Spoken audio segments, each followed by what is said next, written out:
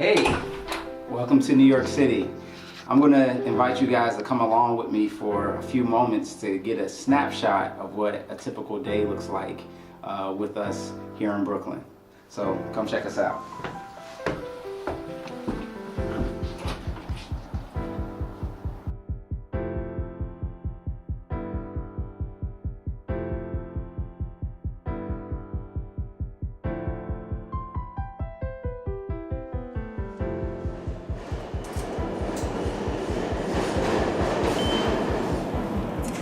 Every day, many of New York City's 8 million residents find themselves on a subway train to go to school, work, or other places.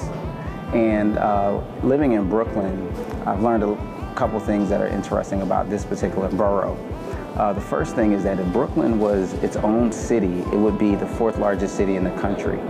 Second interesting thing is the name Brooklyn actually comes from the Dutch, meaning broken land. And so it's exciting and an important thing for us to be a part of the healing, the spiritual healing that a lot of people in Brooklyn need and in the city of New York.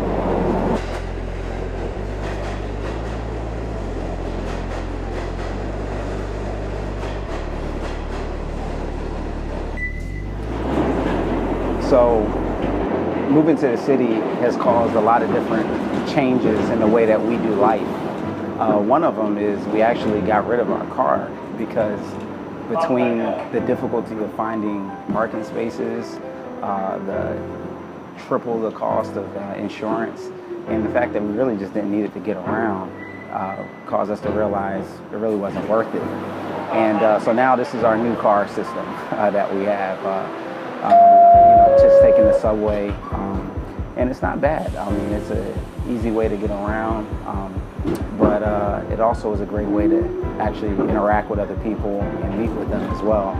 So we're just going to LIU Brooklyn, which is where our office is and the campus that we do ministry. So it'd be cool to check it out.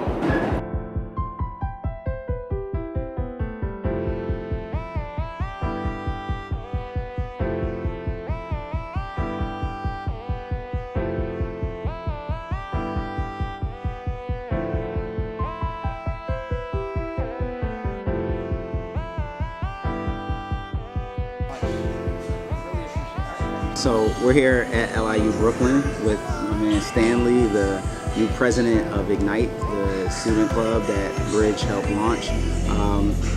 We just had an event going pro. We brought in the New York Giant, Trevin Wade, on campus. Stanley, tell us a little bit about how that went. It was really cool. It was really cool, first of all, to meet Trevin Wade. He's such a cool guy.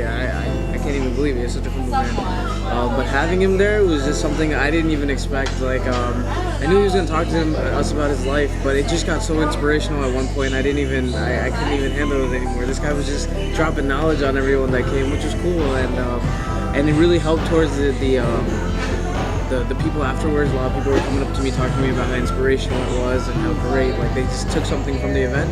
And it's cool, because I guess that's what we were looking for at the end of the day, for something for people to take back home and think about. Yeah. So a little bit of an inspiration, right? Yeah, absolutely, absolutely. You know, like, what are you trusting God for to see happen with Ignite this year? Really hoping that God will just open up doors for people to just open themselves up. You know, it's a campus where I think being a Christian is the last thing you want to openly be for some reason. I'm not sure why, but just so that people can see, like, it's not weird.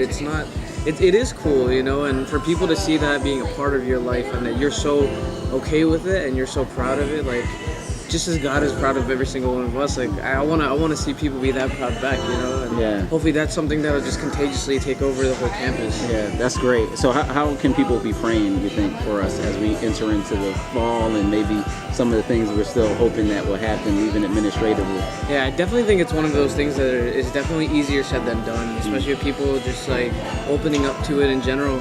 And I definitely appreciate it.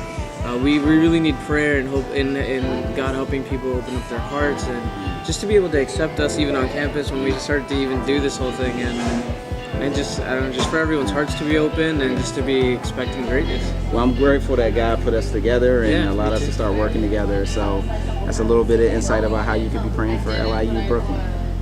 And then we'll just get into So it's been not just a cool thing ministry-wise here, but also for our family as a whole to be in New York City.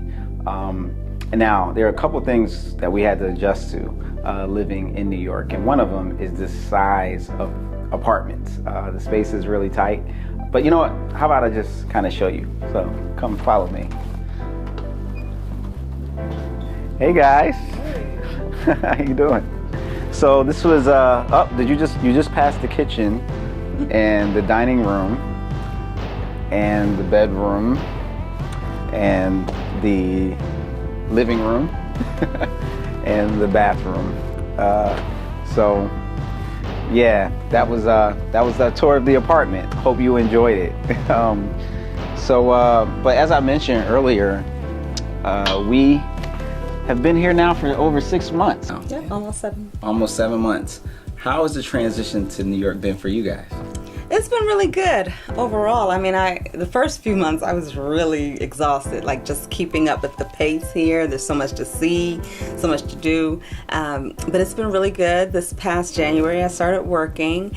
I work in Manhattan at a place called Skin Laundry. They do laser and light facials, and it's been pretty fun. Yeah. That's cool. The transition is definitely different from Indiana, but I love it here.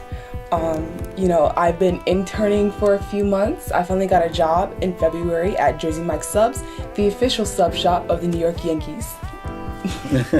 Nice.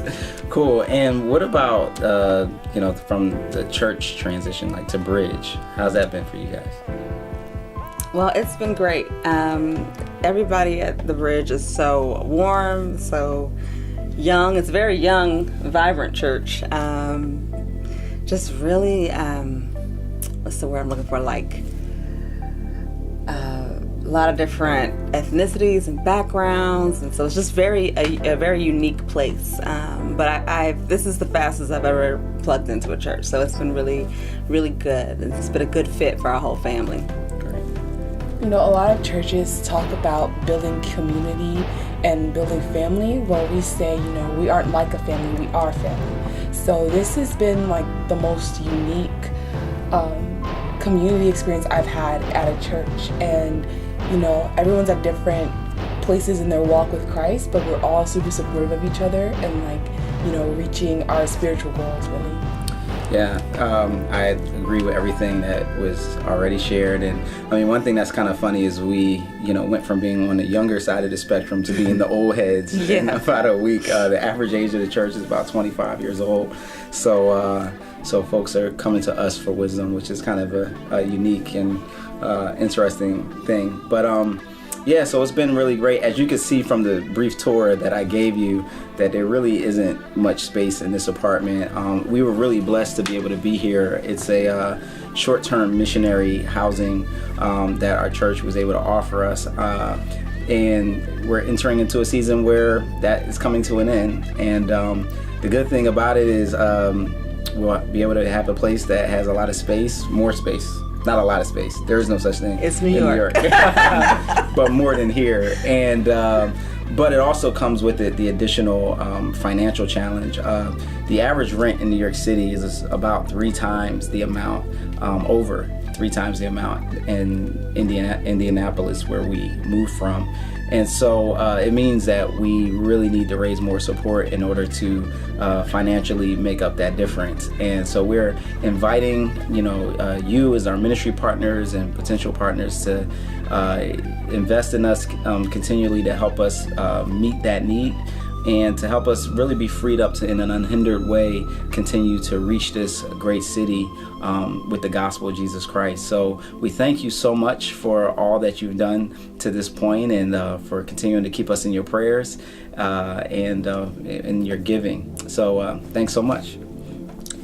Take care. Thank you.